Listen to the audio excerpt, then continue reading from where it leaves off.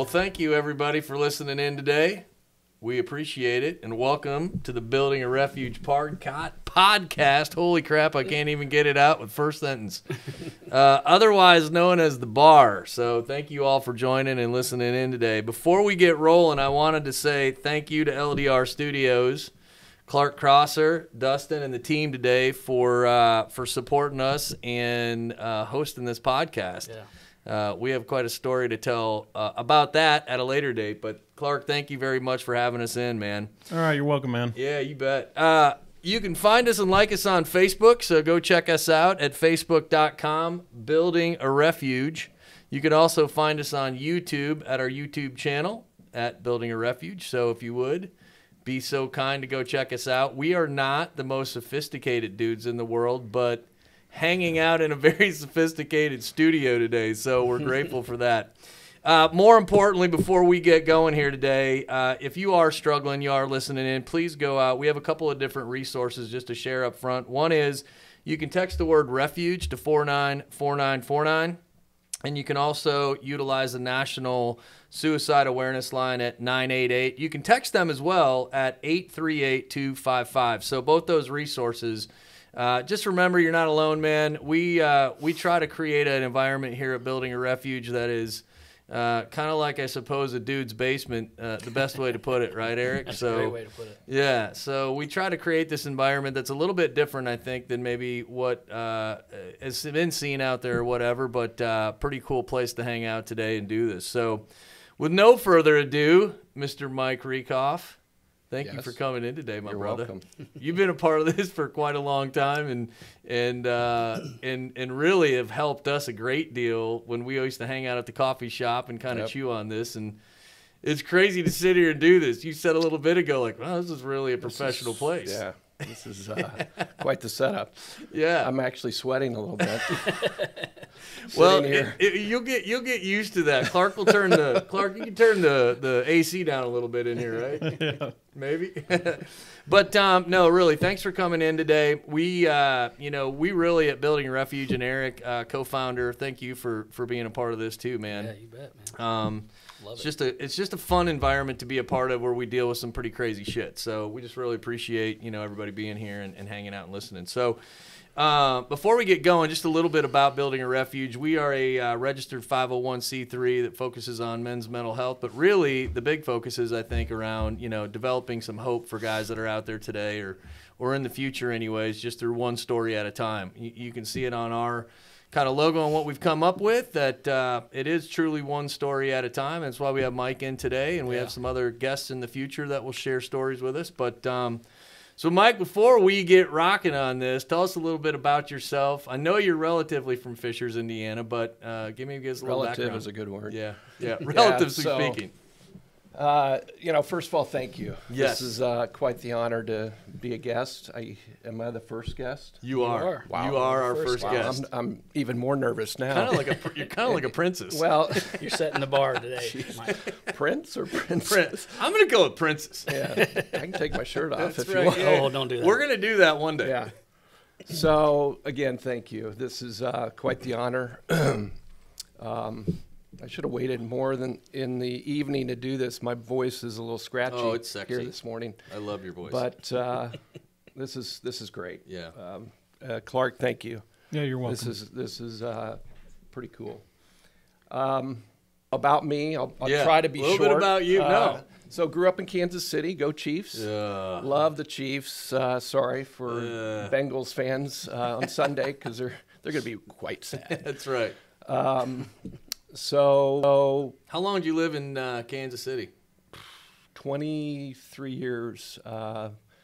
So went to University of Kansas. Yeah. Go Jayhawks basketball. Yeah. Right. We don't talk about football there. No, yeah. Sometimes. Yeah. Not often. This year, about half the year. Yeah, that's right. That's right. Then I went into basketball. Yeah. That's coming at a later date. Yeah. So went to University of Kansas, pharmacy school, went out and worked, went straight to Lubbock, Texas, sight unseen, as a sales rep. And I had a friend down there. He said, grab some cowboy boots. There's some good looking girls. Come on down. And Check it out. Met my wife there. So there was a good-looking girl. Yeah, that's right. Meant for me. So no retail experience then. No. You stayed away from that, I was not right? going to count by fives and fill up vials. So that's Mike and I's like 7 degrees of separation. I've worked in pharmacy for way too long. Yeah. And Mike is way more educated than I don't know about that. I barely made it through, but I did. So anyway, you know, Lubbock, Texas, 5 years. Went back to Kansas City. Had 2 daughters there. My dad actually delivered my 2 daughters. Oh, I don't think I knew that. Kind of a great. cool thing. Yeah. He delivered Jesse and Peyton in Right Kansas on. City, and then we moved here to Indy with Eli Lilly. Yep.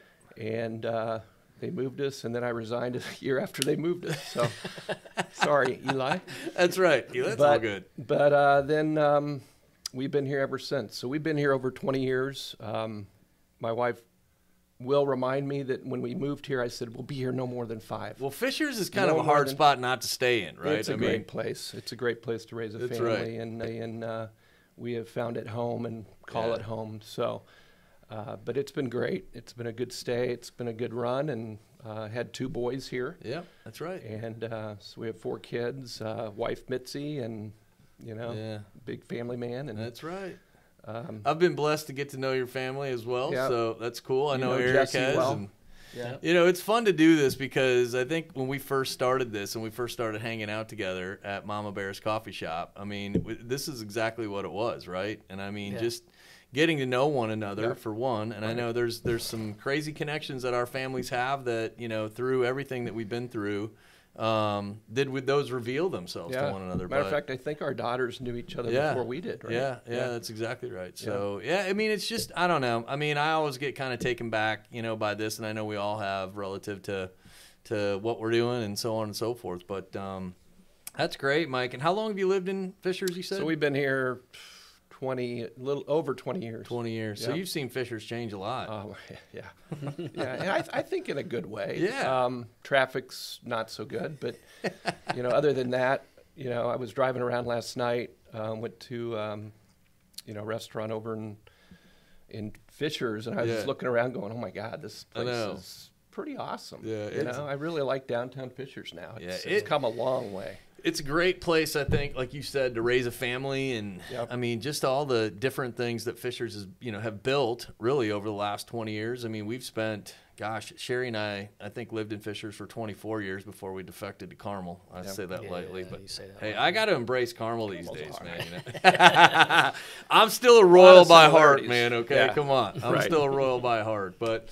Well, that's cool, man. Well, share with us a little bit. I know we've talked just a hair about this, but Building a Refuge has been in existence since 2018. You know, this is really a brainchild. You and Eric really hung out for a while together before you even drug my ass into this thing. But, you know, you guys really kind of hung out for a while, kind of brainstorming on this. But tell me a little bit about, like, what your thoughts were when you kind of first sat down with Eric and kind of how you got involved in all this, right? I was like, who is this guy with this beard? With this long, because I mean, you all didn't know each other either, right? I mean, no, we got. And I'm trying to remember who referred me to you or you to me or whatever. But we just met one day. I think you, as I recall, and my brain doesn't work very good these days. It's been a few beers since then, right? And some bourbon. That's right. And some vodka. That's and, right. I thought you had reached out, and I think you had gone to one of the Fishers mental health events. Yeah. I think that's what it was. And then we met at the coffee shop and just got to know each other and brainstormed and talked about, you know, the issues within our community and this, you know, my story and then your story. And, you know, I would say kind of hit it off and started thinking about building a refuge. I'm not sure at that conversation it actually came up. But over time, you know, and I think you said in the podcast that you guys did, kind of the introductory podcast, that you went to one of the events that I had, and you know, I said there's not a lot of men here, right? And there's an issue. That's right. Yeah, there's men. There's not men here. There's moms here, and what was that event, Mike? It was. Was it something happiness? Yeah, I know that. I mean, Fishers has done a lot. Hope for happiness. That's right. Yeah. And it was the club that put it on, the mental health club at HSC in Fishers, and it was downtown Fishers. And I spoke, and We And had your a couple, foundation had a Right. booth. Yeah. Right. Yeah. yeah, we had a bunch of mental health booths and other booths there. But Yeah. they're just, there are a lot of kids, a lot of families, but the dads kind of, if they were there, they're kind of standing in the back, kind of like, I'll be part of this, but I don't want to partake in it and talk about sensitive stuff like emotions and things like that. Yeah. I mean, Fishers has done a great job. I mean, even, Sherry and I, like I said, we moved over to Carmel 5 years ago, and I know that, even prior to that, they really started to support and I think kind of address the mental health from a global perspective, right? I don't think it necessarily was, isolated to one age group or gender or whatever. Yep.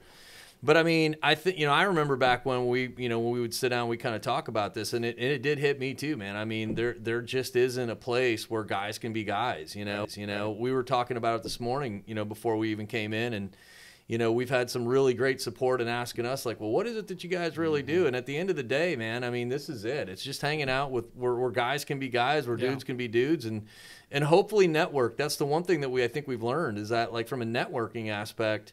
I mean, again, Clark, we're here today because of a network that was created, through one of our good buddies, Gavin. And I know Gavin's been on your show before, super great guy.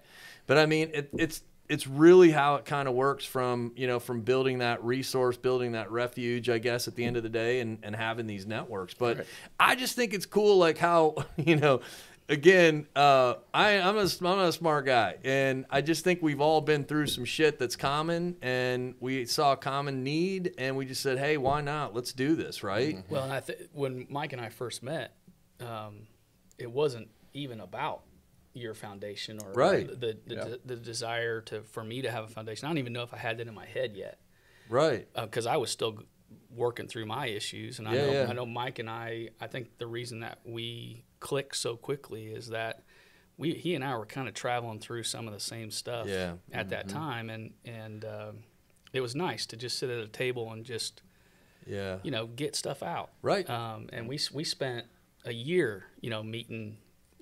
Sometimes it was once a month, sometimes it was a couple times a month, and we just, over a cup of coffee, we just see how our families are doing, and it started out exactly what Building a Refuge is all about. Yeah, and, no doubt. Mike, and I know he'll be humble today, but Mike has done some amazing things in our community. Oh yeah, and I know we'll touch on that here in a bit, but he was the springboard for Building a Refuge. Absolutely. But the real true springboard for Building a Refuge was the days that we spent prior to even thinking about this. He and I talking about that stuff. Yeah. So. Yeah. No. I mean, you couldn't hit the nail more on the head, man. I mean, I think that is, that has been the foundation of what really has driven this to get to where it's at today, and it's exciting. I mean, it is. Through challenges, through things in life, and look, things are going to happen in life, right? Shit's going to happen, but I think when you have, and I'll use it, kind of the band of brothers and folks that you trust, right? Mm-hmm. That's what really creates this environment for us to kind of hang out, and I think it's cool that we can share this. I mean, we talked a little bit about this earlier as well. We think maybe we're just in Fishers, Indiana, but once this thing gets put out, man, I mean, we had somebody earlier listening from Bangkok. I mean, that's a long ways away. I don't even know where that's at, but So Mike, let's do this, man. Talk to us a little bit about we learned a little bit about how you got involved, but I think more importantly, we've talked a lot and how this has helped you. Just kind of, I don't want to say be a better dad or a better husband or just a better man. I don't think putting better in front of it really, to me, makes sense. But I mean, how it's helped you, I guess, kind of navigate, kind of get yourself through those times where your family's a big part of this, right? Yeah. So, I mean, you've had a big impact, right, in your life, and I think that's why we're all here. But tell us a little bit about that, how it's really affected you from a guy's, I guess, perspective. So are you talking about the incident in my life? Yeah, that has impacted me? However this has impacted you from really that point on and to where you're at today, and how Building a Refuge has helped you, and so on and so forth. Yeah, well, I think men need each other. Yeah. And we talked about that. Men go through struggles in life. We all go through them. I mean, I can take you back to the incident that kind of started, even changing my life forever. Yeah, right. And right. probably wouldn't be sitting here right now knowing right. you guys without what happened. And I'll take you back to 2013 if you don't mind. Yeah, and absolutely. walk you through, you know, a horrific event and hopefully not get too emotional. But, you know, 2013, my life changed forever. And it was July where my daughter, Peyton, who was my second daughter, would be 27 right now, decided that she didn't want to live with her depression. Sure. And so she decided to take her life. And, you know, I'll never know the why behind that. My therapist has always told me you'll ask why the rest of your life and never know exactly why. But I do know that she couldn't live with what she was going through. Sure. And I, as a dad, didn't really understand that. I never suffered from depression myself, clinical depression. And so I had a hard time grasping, what are you actually going through? Right. Matter of fact, I asked her at one point, why are you sad? Yeah. Why are you so sad all the time? Here's a kid that I thought had everything. She was smart. She was beautiful. She was athlete. She was very popular with, you know, all of her friends, had a great group of friends. Yeah. And yet she couldn't find happiness. Right. And that sucks. Yeah, absolutely right? does. It just sucks. Depression is an awful disease. I think it's an awful disease. Like when we can sit here and we don't. I mean, Eric, I know your story. We're going to have a great opportunity to hear it, and I think you can relate to that. I think, Mike, and I'm not speaking for both you, but I mean, no, I'm, you know, for what I understand, it's hard for us to put ourselves in that mindset. Right? We can be empathetic. We can wrap our arms around it, man. You can hold on tight to it. You can do all those things, right? But that's what sucks is you can't put your mind in what does that look like? Yeah. Right? Yeah. Well, it's, you know, I launched Prozac. Yeah. With Lily. Yeah. And I thought, I know depression. Right. I know what, you know, medicines can do and how they can help, but I don't really know depression. I don't think anybody really understands mental illness unless you have a mental illness. I really don't. And it's so hard. It's so subjective, right? There's no blood test. There's no x-ray. There's nothing you can do to figure out somebody's suffering from mental illness. Yeah. And, you know, so I had a hard time understanding what she was going through, and, you know, shame on me, right? I put a lot of guilt on myself, and I always will, and nobody's going to talk me out of that. But here's the deal, Mike, that's real, right? I don't think anybody in this room, Eric and I, or anybody else that you know that we hang out with, you know, is going to say, come on, you know, we're not going to do that. It's not reality. Yeah, so, you know, you know, and I'll probably get to this, you know, I think what men and what dads and parents need to realize is that there's kids that are hurting. Yeah. And they may not understand what they're going through, but they certainly can see signs and symptoms. And some of the things that I present when I talk to, you know, either schools or softball community, whatever, is some of the things that she was going through. And these are things that I would tell parents to look for. Isolation, right? You know, COVID basically forced isolation. Yeah. Right? So isolating yourselves, you know, social media is awful. Yep. Using substances, marijuana, alcohol, whatever it could be, trying to mask, you know, the unhappiness that they're going through. Sleep disorders are absolutely all over the place right now, right? Kids are not sleeping. They're with their cell phones. They're on electronics. They just can't sleep. So sleep disorders, you know, talking about taking their life, talking about suicide, giving away prized possessions, things like that. So there's certain signs that, you know, things that I looked at when I go back on these days. And, you know, I was asked at one assembly that I was talking at is, what would I have done different? Right. Well, I would have shackled her to my side, right? You know, some suicide is not preventable. No. I mean, now they say suicide is preventable, and it can be if you take care of your, you know, you send your kid to therapists, you get them on medication, and you try to do all the right things, family therapy, you know, things like that. But, you know, when she decided to take her life, you know, it forced me into a place where I had never been before and never want to be again. Yeah. But it changed my life. Yeah. And, you know, it presented me to a place where I was in a dark place. Yeah. Mm-hmm. And I went down a road where, not that I was suicidal. Right. But I was like, how could I let this happen? Yeah. You know, how could I have let this happen myself, to my family, to Peyton? And so I found myself gravitating towards anything I could to try to understand suicide, depression, you know, anxiety, grabbing onto faith, right? Yeah. Grabbing onto my faith, grabbing onto friends, going out to other men. But my resolve was, and how I took care of myself, was I had to seek therapy. Yeah, yeah. And my wife and I found a great therapist, probably saved our marriage because we were just grieving in different directions. But therapy saved our marriage. Sure.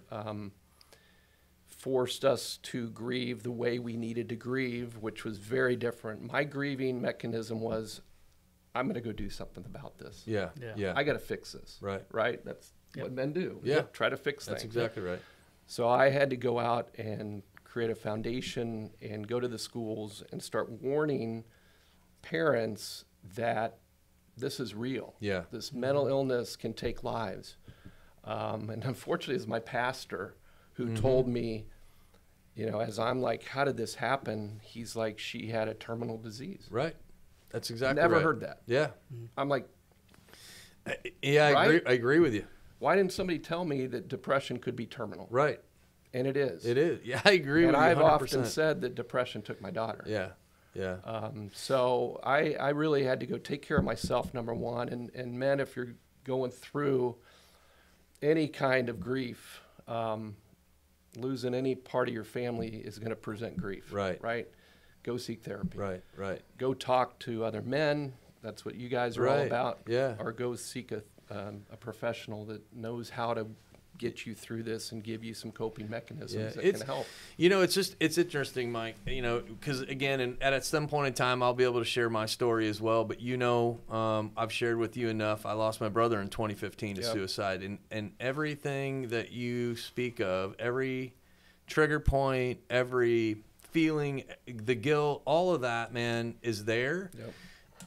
What I love about this environment and why we're so grateful to have you is you know, like Eric and I have always said, I mean, again, building a refuge is one story at a time, right? To create some hope.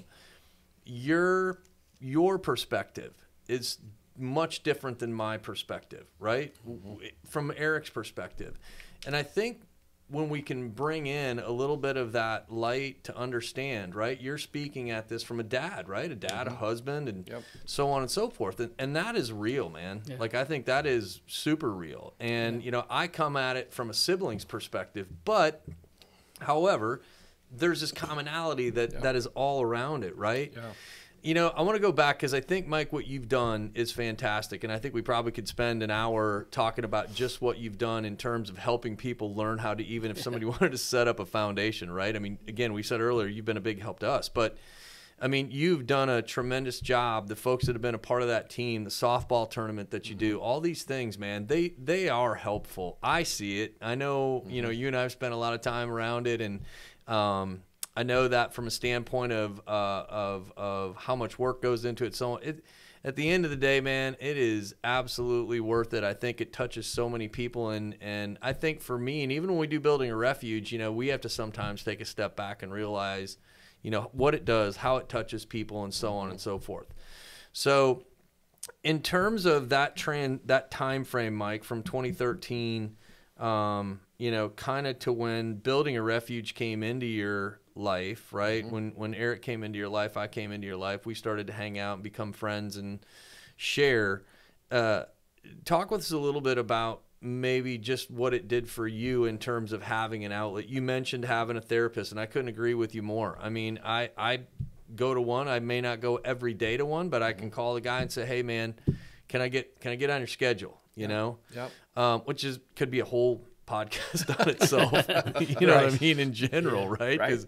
But I mean, talk to me a little bit about how, because time, you know, I'm a believer that time does heal. It's never going to heal completely.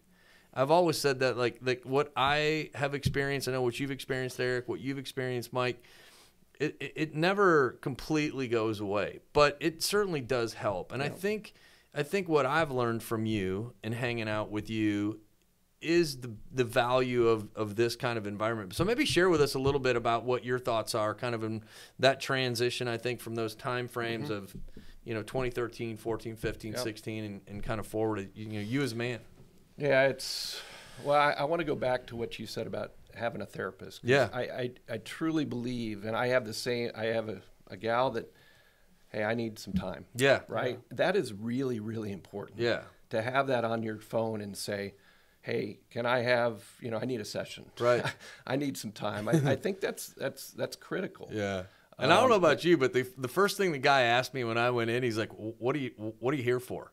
Yeah. What do you want to get out of this? And I'm like, I have no idea. Yeah, but I also think, you know, men think they're going to be sitting in a straitjacket laying on a couch, you know, and it's like, that's what I thought. Yeah, so it's not that. No, you know, no. and it's just like you and I sitting here talking. Yeah. But yet they know how to help you. Yeah. Right? They know these coping skills and can get shit out of you. That's right. That you wouldn't tell your wife at times. And we don't understand it. You know what I mean? That's the crazy thing. Like, you go through a conversation and be like, I wonder what happened with that deal. And before you know it, man, you'll get feedback and you're like, oh shit. Okay. You know? Yeah. So anyway, you know, as I said, 2013 completely changed my life. It gave me a perspective, and I give Peyton a lot of credit, and I talk to her all the time. Sure. And I say, Peyton, thank you. Yeah. Right? Because you gave me a perspective in life. Like, you know, I'll sit on conference calls at work and I'll be like, what the hell? This doesn't freaking matter. Right? This isn't about life. Exactly. This is about you know, whatever I'm doing at work. You know, so we have a new mileage rule. Right. The perspective is, you know, what are the priorities, right, in life? So it changed me from inside out. You know, it gave me an appreciation for what mental illness is. I had to go to a doctor and, you know, be put on some medication, high blood pressure medication. So physically, it took a toll on me. Sure. Look at me. You're a specimen of beauty, buddy. Don't you even? So, you know, physically, mentally, it changed me, and I had to really take care of myself. You know, my faith is strong. Yeah. And I really gravitated towards my faith also.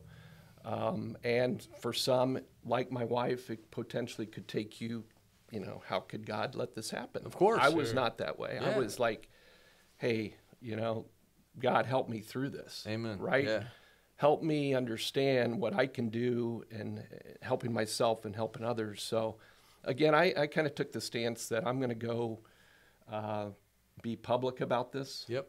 And, you know, my wife would say, don't make Peyton the face of suicide. And I'm like, I'm not. This is not about Peyton. Right. This is about what she went through and what she had, and warning other parents that they've got to take care of their kids and do things and not be so proud that their kid has some issues. Right. Right? You know, we live in Fishers. That's right. Yeah. Like, no, parents don't want to admit that there's any issues in their family. That's right.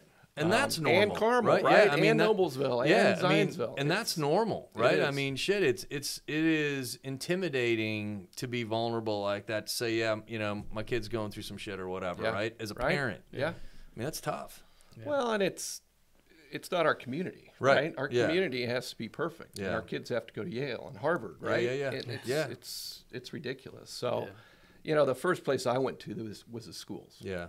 And I think I hit him at a good time, which was a highly emotional time for the principal over there at the time, because he was hit by Peyton's death. And I said, we got to get into schools. We got to get some stuff going. And when I mentioned that I'm going to have a speaker come in and talk about his suicidal ideation and the things he went through, he was very nervous. Yeah. I mean, I could see it in his eyes, like, no, you're not. No. You talk about suicide, you're going to start creating more suicides here. Yeah, the S word, right? Right? Yeah. Yep. And that's a total myth. And all you got to do is go, you know, look online at you know, if you talk about suicide, it doesn't create more suicide. Right. It actually right. prevents, Right. and it gets kids talking. So that was my goal, is let's get kids talking about this. Right. And get open. And you know, I think over the last couple years, I've you know, been humbled with the progression that our schools have taken, and me pushing them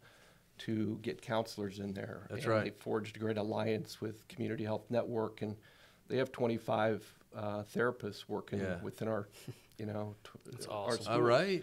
So they've, you know, and they've come a long way. They hired a mental health coordinator, and I just love, you know, I used to, in the first couple of years, I'd go in there about every 6 months and go, okay, where are your gaps? Right. Where are your gaps? And there were all kinds of gaps. Kids were falling through the gaps everywhere, right? Yep, yep. They were trying to go to their counselor, and you know, these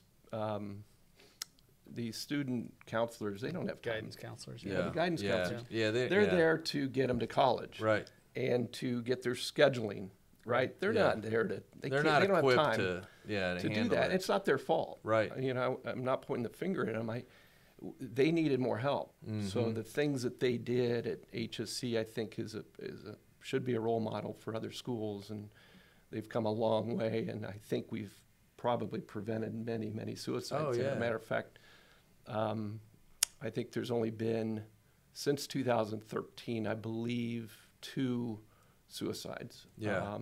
You know, in 9 years. Yeah. In youth. Yeah, and I think, you know, I just was thinking about this. I mean, I think that is probably, you know, when you think about the effort that goes into it, awareness, education, things like that, a lot of stuff that we talk about, it goes back to when you and Eric, we were all sitting around talking about this, is so even it's like going, okay, well, what happens to post high school, right? Like what happens after that, or in college, or wherever, right? Like, I mean, I think that's one of the big reasons that we do this. And right. Eric said it best. We've learned from you, Mike, and that I think is the grateful thing from all of this is that we've taken some of the hard work that you've done and being able to try to mirror it in some context, right? To go, all right, look, guys, we know that there's dudes out there that struggle. We know that there's things that are trigger points, from going through and losing a loved one to job loss to, you know, financial stresses to, you know, divorce, whatever it may be. Right. We know all this, right?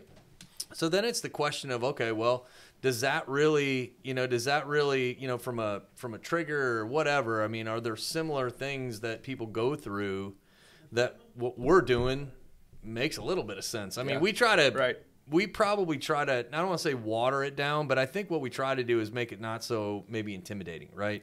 Because we know, again, guys, as you just mentioned, Mike, we're not ones to come out right away and say, hey, man, this is how I'm feeling today. This is what I'm struggling with today, and I need a little bit of help. What can I do? Right. Yeah. So, Yeah, I think, you know, my goal was to get to kids and get them to open up through assemblies and through convocations and through education. And I think what I've seen is that kids got it pretty quick. Right. The kids started talking openly about going to therapy and taking medications, and I was stunned at how quickly they got it, right? And now I'm to the point, for the last couple of years, my my preaching has been, parents, get on board. Right. Because right now, I believe our issue is parents. You know, kids are coming forward, and parents are like, no. Well, you just don't have an issue? We right? just said it. Yeah. No, you don't have an issue. Just go to your room and isolate. But don't take your phone with you. Right. Well, and admittedly, Mike, what you said earlier, that was you. Yeah. You know, and that was you before, and trying to understand why Peyton, you know, couldn't be happy. Right. And so you're not just telling this to parents by ridiculing them or you lived it. Yeah. Like you were that. Yeah. You have a daughter that suffered from depression. She was a softball star, good student, you know, beautiful. I've seen pictures, beautiful. And you lived it. And so when you come to a parent and you talk to a parent, it's kind of like this. When we talk to people about depression, anxiety, we talk to guys, we're able to like sit down with them and have a genuine conversation. That's right. That's the gift that he's been given from this. That's right. And it's beautiful to watch it, because I've been able to watch him talk with parents and be able to share with them. And that's very, very powerful. Oh, it is. And so it's kind of like E.F. Hutton. You know, when Mike talks, people need to listen. That's right. You know what I mean? He's like and it really is. He said he wasn't going to do that. It really is an awesome thing to watch, and I know Mike is going to be very humble. He needs a bite of that cookie. Hey, cookies are sponsored by Sherry Leum. They're a butterscotch holiday cookie, so pick them at your local stores. Good eating. We had to break that. Yeah, no, but I mean, look, Eric, you bring up off that subject. you bring up a good point, right? Yeah. I mean, and I think that is also one of the pieces of bringing awareness to other guys in what we do, right? Yeah. I can tell you right now, Mike, if I received a phone call tomorrow from somebody that said, hey, this person is going through this experience and they need some help, I probably would call Mike Riekhof and say, hey, man, are you open to doing this? Would you be open to taking a phone call? And if you are, great. And if you're not, great, right? Yeah, he gets a lot of those calls. Yeah, from me. but I think Mike, even and I'll kind of circle back. Again, there's a commonality here, right? We both lost loved ones by suicide, right? Mm-hmm. Let's just call it what it is. Yep. If somebody called me tomorrow, or Eric called me or whatever and said, hey, man, can you hang out with this dude for a little while? He just lost his brother. I mean, what's crazy is I met a guy probably a year after I lost Brent. Mm-hmm. We lost Brent. That was going through the same thing. And all we did was sit down and have lunch, cried a little bit. Did know the guy from Adam, right? Mm-hmm. It just gives a little bit of hope. I think what it does is it just says, hey, look, you're not a lone man on an island here. You got other dudes in a foxhole with you. Right. If you have a shitty day, it's completely fine, man. Yeah. You know what I mean? Because we're gonna have them. And I think Mike's hope, with us, of course, we'd love to get to them before an incident happens. Yeah. Mike's hope lies in the fact that his is a total prevention. Right. Total, hey, wake up, almost a smack in the forehead for parents, it's right? Proactive approach to it, sure. It's wake the hell up. Yeah. And so, Mike, what I would love to have you talk about is maybe a little bit more about your family, being a dad, how this has changed you as a dad, how it changed you as a husband. What does life look like now within your family? Are you good with talking about that? Yeah, okay. Absolutely. Do you need another cookie? Maybe. Clark, we might need another cookie now. Is it beer time? It's close. It is. I do know. It's getting there. It's getting close. That's right. It's 5 o'clock somewhere. That's right. We'll break the beers out of U.S. scores. There we go. All right. I like that. That's right. That's right. Better keep that up. Yeah. So, wow, where do I start? As a dad, I think it changed me in a way that, I became very cautious of my kids. They probably know that I'm worried about them all the time. Sure. And it bugs the hell out of them. Yeah.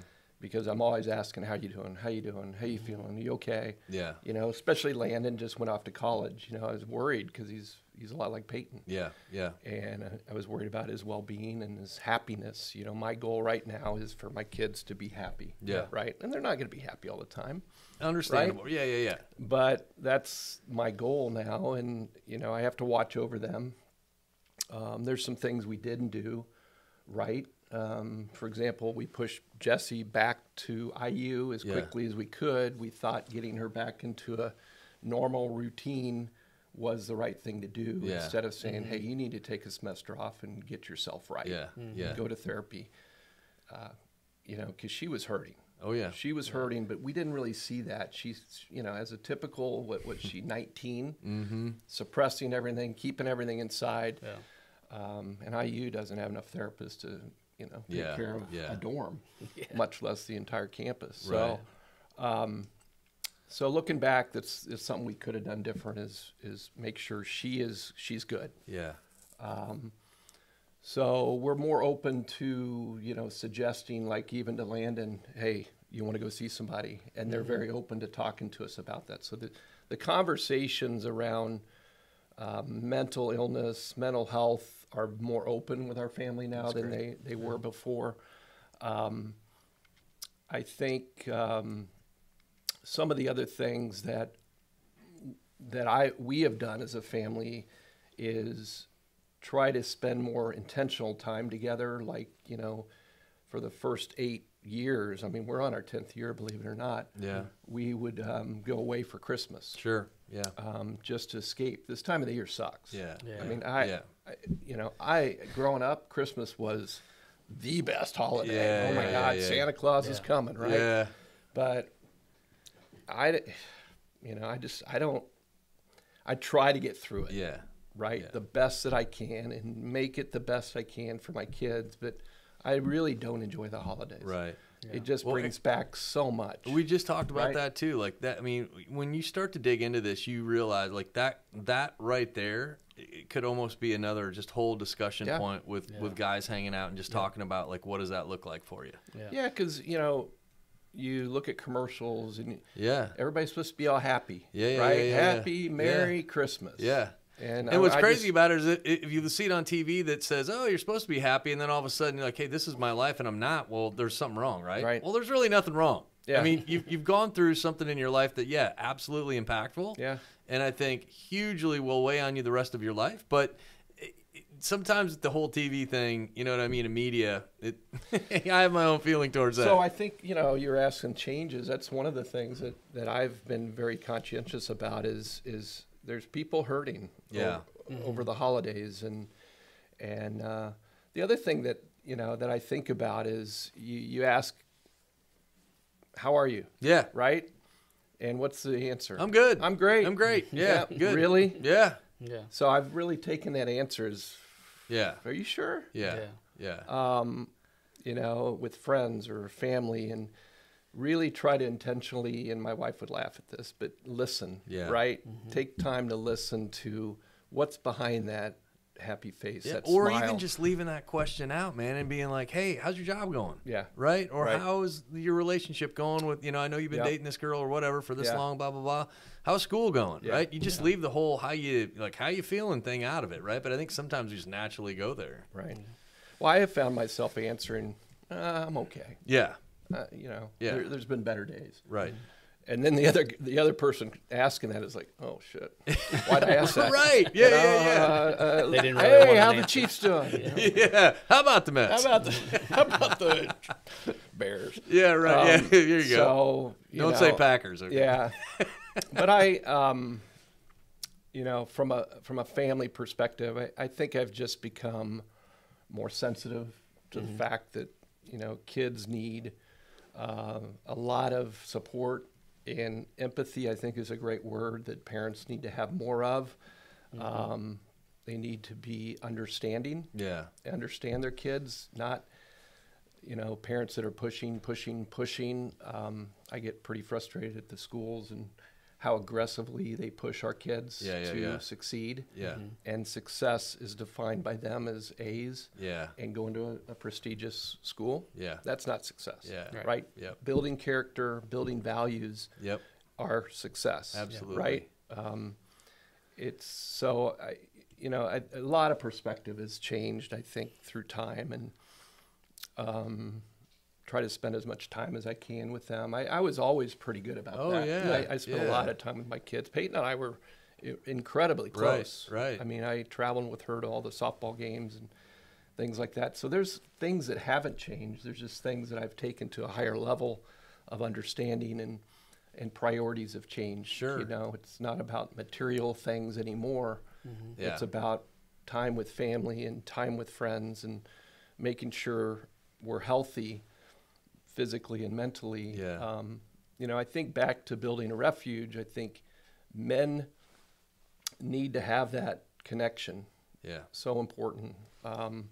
I miss that. You know, we used to have these meetings a lot, and then COVID hit. Yeah, right. Yeah. It COVID sucked. Oh, It COVID. hurt. Yeah, it did. It was Oh, it was terrible. I mean, we try to do some of these things virtually, and I know you even joined a couple of those, but it just didn't. No, It's not this. Yeah, It's not man, this. it's not this. It's not the same. Yeah. But you know, I think you know, I hope, you know, men, the hope, right? Hope's a great word. Yeah. The hope that I have is that men understand that they can't take care of anybody until they take care of themselves. Right on. And I found out that I had to become the priority. That my depression, which was more situational depression, and my health, you know, my blood pressure, and my physical health, had to become a priority, or I'm not going to take care of anybody. That's right. Yeah. Right? So if I'm not happy, well, they say mom's not happy, nobody's happy, but maybe dad's not happy, mom's not happy. Yeah. Right? So I think you got to take care of yourself first. I will be honest that I have issues with alcohol Yeah. at times. Yeah. I've been very upfront with my wife, like just lock it up, Yeah. because that's an escape for me. Yeah. Sure. Yeah, I get And, it. There's times where I just need to escape. Yeah. And so I've even talked to therapists about that. Yeah. And I think that's another caution I would throw out there specifically for men. Yeah. COVID, you look at alcohol sales. Oh, yeah. It's amazing how alcohol sales went through the roof. That's right. But I think drinking and substances have to be, you got to be very, very careful about going down that road. Yeah. And find help when you think you need help. Yeah. And that's probably the number one thing is, do you think you need help? Right. And if there's others telling you, like my son asked me, Yeah. Dad, you know, I think you're drinking too much. Yeah. That's a sign. Oh, yeah. Right? I mean, so I took that, and and it can be socially it too, right? bothered I me. mean, it's not like you just, you know, and in some cases you can. I mean, but it's not just like going and grabbing a bottle and sitting in your garage. But if that's what it is, that's what it is, right? I'm not Well, saying, but I mean, it can be a much more social environment where you're like, hey, I'm going to go hang out with this guy tonight, or I'm going to hang out with that guy tonight. And before you know it, you go, shit, man, I've been on a 30-day bender. Yeah. Yeah.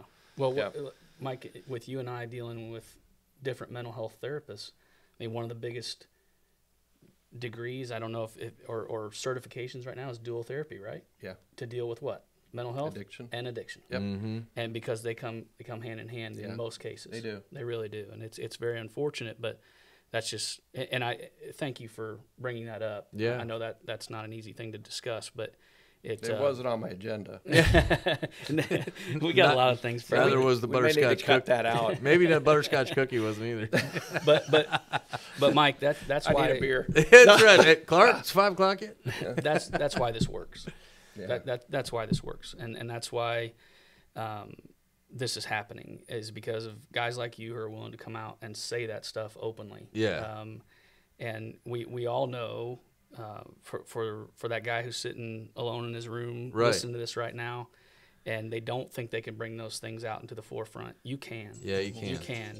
If it's nothing more than texting us or calling us and bringing it out in the forefront, at least that's a step, right? Yeah. And so I know you say you didn't want to, but man, thank you. Yeah. Because that's a big deal to even acknowledge. Yeah. That. Well, yeah. We have a hard time expressing ourselves, right? Right. And a hard time admitting that we have issues. Right. Because Sure. we got to be the strong ones in the family, or at least looked upon as the I strong ones. think it even and extends rock. out beyond your family too. Yeah. I mean, think about it, right? You want to be seen as the strong one, not only to your family, but to your friends, to your job. I mean, Yeah. again, it's just I think it's a man thing, you know? Yeah. I think it's, I'm good. I'm good. Oh yeah. I'm good. Yeah. Yeah. But I think we need to crack that code. Yeah. How do we get men to be more authentic and open, transparent about where they are? Yeah. You know, mentally, physically, whatever it is, and you know that there's other men. You know, we're not alone, because kind of the theme, right? Right, that's exactly You're not right. alone in this You're game. not, Yeah. no. I mean, life is hard. Well, Life we is said, hard. man, like it's fun. I get super energized by this, like you just said, Eric. Right? I mean, it does build hope. But look, when you walk out the studio door today, I mean, if you're listening, you're gonna get kicked straight in the ass again at some point in time. It's just inevitable. It's gonna happen. But having these, doing what we do, right, in our meetings or our events that we put on, you know, it's a network. Yeah. And that's why I love when Eric came up with this name, Building a Refuge, man. It is a refuge. I always get this envisionment of this, you know, almost like, I hate, you know, a large boat, right? Maybe it's a party yacht, I don't know. But anyways, I'm just saying, it's like you can start to build a network. It's a place to go. It's a place to hang out where it's not, you know, it's not going to be threatening by any means. So, yeah. But along with that, also, coffee with a buddy is refuge. Yeah, you know, absolutely. Going out and playing 9 holes with a buddy is is a refuge, and so it doesn't have to be this big monumental thing. Yeah. It's hey, I haven't talked to my buddy in a couple years. Yeah, you know, I've seen some stuff online that he looks like he may be struggling or whatever. Or if I'm struggling and I can reach out to somebody, I mean it's coffee, it's a donut. Yeah. You know, it's going and doing something, going and watching a game at a bar or something. Yeah. You know what I mean? So that's the refuge. It's interesting, you know, you say that, and it made me think about some of the things I talk about in the softball tournament with youth. Sure. And I say it's important for you to have a lifeline. Yeah. Right? Who's your lifeline? Yep. And I think men need that. Absolutely, men need to know that, hey, I can call Eric. I'm in a really, really bad place, and I'm headed to the bar. Yeah. And you need to talk me out of this. Yeah. Right? Yeah. Or come and hang with me. Right. Yeah. You know, I think men need that. Yeah. They need that lifeline. You know, we can say it could be their wives, right? And they're there, but men need other men. Yeah. I really, truly believe that. Yeah. There's issues we're going through that you know, my wife wouldn't understand. Right. As much as I want to explain to her, right? It's just like me not understanding Peyton. Yeah. Right? It's the same thing. Absolutely, it is. Yeah, and vice versa. Yeah, absolutely. and you and I have a mutual friend in Coach Gilbert out over at Westfield. Yep. And one of the things that he's doing some amazing stuff in the schools and the community over there, and one of the things that he preaches on a lot is the Power 5, and having those 5 people in your life that you get at any point in any time you can reach out to them, and that's a fluid thing, right? Because shit happens, life happens, and those people change. That's right. And you take one out, you put one in, and just depending on where you're at, but that Power 5, and maybe for some it's a Power 3 or 2 or 1, whatever it is. It's just having that one person that you can talk to. You know, and call. That's right. I like that. Yeah, it's a really cool concept. For well, sure. Mike, listen, I'm going to ask you another question here, and this is probably the loaded one anyways, right? You're looking at me like, oh, God, what's he going to ask me? Need another cookie. I'm out of water. No, listen, I mean, Eric and I kind of talked about this, you know, back and forth a little bit when we have guests on, and that is, you know, why are you open to coming in here, man? Like, what said, hey, I want to do this, I want to come and hang out. I know we've hung out a lot, but is there anything that is like, yeah, I'm going to go do this? It's a little bit of a different environment, right, than hanging out at the coffee shop. Yeah. One was you're paying me a lot of money. That's right, yeah. That's right. Clark, you got that contract ready, don't you? Yeah, it's cookies. That's well, exactly right. 2 was the cookies. That's right, yeah. And Eric did say they were donuts. That's the first. We do have the other thing that we do have here today. I don't know if you know this, but we have smoked brisket. So it smells very good, by the way. Yeah, I just walked through there, and that's the third. That's brisket. the third. Okay, and then you'll need a beer to wash. Yeah, that's what I'm talking about. All right. Yeah, that's why I'm here. There you go. That's it's good right. to be here. So it was easy to say yes, believe it or not, to Eric's invite. I've kind of walked away from the foundation work intentionally because I had to take care of myself. Sure. And I was finding myself as I was going out and telling my story and talking about Peyton and talking about what I went through. I found myself getting into a constant battle of depression. Yeah. And so I was constantly doing this, and you know, my emotions were up and down, and I think COVID hit at a pretty good time because everything kind of stopped. Yeah. And I found myself during COVID, believe it or not, the happiest I've ever been. Because I wasn't doing a lot of the work and putting myself out there and bringing myself to the lows of lows. Okay. Now, to be honest, today will hurt. Yeah. Sure. But I feel like I owed it to you two as good friends, but I also owed it to the community. Yeah. To come out and provide a little bit of hope. Absolutely. During these Merry Christmas times, right? Yeah. But there's times where I feel like I need to be here and tell men that it's okay not to be okay, and it's okay to come out and be vulnerable, right? Mm-hmm. That's a hard word for men. Yeah. To be vulnerable and open.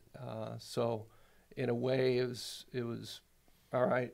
Yeah. We talked about building a refuge. I feel like I owed it to you. Yeah.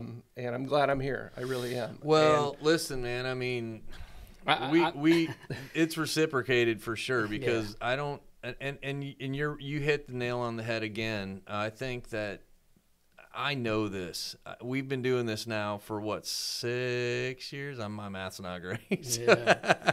6 years plus anyways, but I have become to trust knowing that this will get to somebody, and I know what it does for people, Mike. I mentioned that a little bit earlier, and I appreciate the fact that, like, you understand and you see and you're open, you're vulnerable and you're open to saying, I want to share this, because it isn't easy. No. And we realize that, and we respect that, and we deeply appreciate you coming in and sharing this, because it's helped me. Like I said, and you know this, Jess, your daughter probably shined more of a light on me when I was going through some PTSD through all of this, and answered a lot of questions simply in about 2 seconds for me. And that's coming from a sibling to a sibling. Right. You know? That connection. That's important. And Jess and my niece were sorority sisters, and I remember the day she came up to our house, when we all got together. And so it's, to me, I have learned to trust this more and more and more, that when somebody comes and sits down in front of us like yourself, shares a story, I know where it's going to end up. I know where it's going, and I know that it ends up taking it, kind of a path on its own, I guess. Yeah. Well, and today I think it's just, Mike, you say you owe it to us. I think what it is this just all is kind of coming full circle right now. Yeah. And I, in different parts of my life, I've watched some things come full circle, and the cool thing about today is all we want to do with this podcast is shine hope on things. That's right. We all go through our struggles, and we all go through the different things that we have, but today is hope. That's right. Yeah. No, I get it, man. I mean, it's hard to explain, I guess, but it's also like if somebody says, "Hey, man, are you volunteering to do this?" Hell yeah, I'll volunteer to do this. If it reaches one person and helps one person, as we kind of talked about on the front end of this thing, I'm good. I mean, Eric and I have sat around and we've been, we've had our meetings, and we'll get 4 or 5, maybe 4 or 5 guys to show up, and we're like, God, is this the right thing to do? Yeah. And the one day when the family walked in, the husband and wife walked in, and they're like, "Hey, what are you guys doing here?" And we're like, we're having some pizza and blah, blah, blah, blah, blah, right? And the lady's like, "Well, what's building a refuge?" And so she shared it, and the lady starts tearing up, man. And she's like, "You guys can't stop what you're doing." Right. She's like, "You guys keep going." I just looked at Eric, and I'm like, okay. Yeah. I guess that's our answer, Well, that's going to continue. Yeah. All it takes is one. Yeah. One saved life, and it's all worth it. Yeah. That's and right. I say I owe it to you guys. I owe it to Peyton. Yeah. And Hey, man. I kind of feel like that's part of my guilt therapy. That's right. Is I need to put myself out there. Yeah. And I owe it to her because of what she went through. That's right. That, and I feel her push with this sarcastic smile that she always had. That Dad, go. I love it. Go do it. Yeah. Go do it for other men. Go do it for other kids. Protect those that are in need. Yeah. And unfortunately, there's a lot of people in need out there. right. So. Well, and we thank you for that, because I am a recipient of your efforts at HSE. My son. Yeah. Yeah. So. Well, you're welcome. I thank you guys for doing this. I think anytime you can get men talking as hard as it is for us Yeah. men to open up and talk, Yeah. I think is worth it. And you have my full support Yeah. in whatever you need. Yeah, absolutely. Out there, please donate to, where do we donate to? To you? To or help me? you. Oh, to us? To help Building a Yeah, Refuge. no, they can. Yeah, check us. You can go out to Facebook and you can go to Building a Refuge, and there's links on there that you can donate. You can contact Erik or I. Typically at our events, we'll have Q codes for Venmo, PayPal, things like that. Or if somebody wants to, they can contact us directly, and we can do that. But Mike, thank you. Listen, we are grateful for you. I'm going to say that up front, and I'll probably say it a million times. I love you. You're a brother of mine. Yeah. You know, again, we've had tragedy strike us in our life, but, you know, it's brought us together. And I think you make a great point about, you know, it pushes us out front, right? Yeah. So thanks to Peyton, right? Yeah, I'm not going to get Love off this. Peyton. Thank you to your family. Yeah. Because you are an amazing dad and you're an amazing husband, and I appreciate your vulnerability to come in and hang out, you know, and share with us. And Clark, thank you, man. All right, man. Thanks for coming in. LDR Studios came into our world. I would just ask men, if you're listening and you have kids, go hug your kids right Absolutely. now. Tell them you love them, take care of them, and understand what they're going through, because we didn't grow up in these times. It's very different times for our kids. So It is. understand that there's different times and try to have empathy for that and understand before you know. Yeah, absolutely.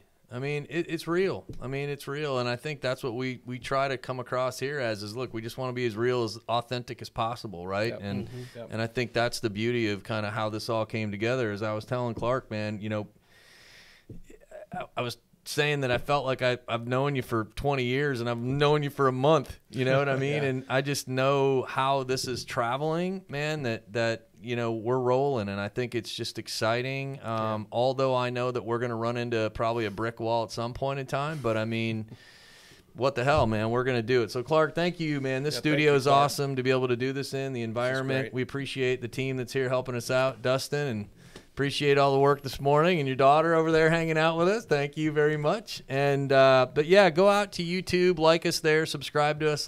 You know, you can find us at Building a Refuge. I tested this a couple times. You can just type in Building a Refuge either on Facebook, Twitter, or YouTube, and you'll be able to find us. So go out and check it out, man. We appreciate all the people that are listening in. And like I said on the front end of our podcast earlier, if you are struggling, you're not alone, right? There are resources out there. A couple that we just talked about. You can text Refuge to 494949, completely anonymous, great resource. And then you also have the National Suicide Hotline as well. You can text it to, or dial 988, and you can text 838-255. But Mike, thank you very much, man. welcome. Like I said, I love you, and just appreciate you having you in today. Thank you.